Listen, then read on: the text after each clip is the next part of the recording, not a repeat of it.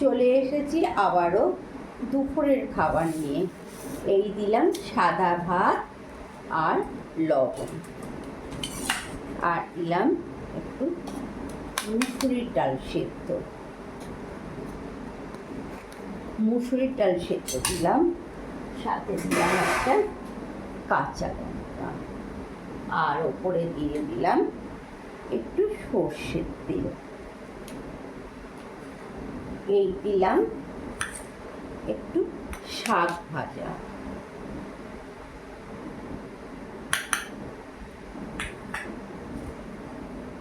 আজকে মাছ করিনি, এই ডিম একটু সেদ্ধ করে পেঁয়াজ দিয়ে ভেজেছি।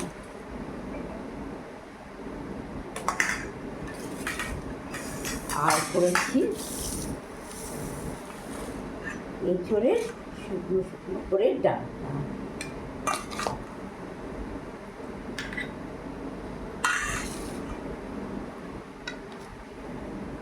আর সাথে আছে টক। এই হলো আজকের দুপুরে।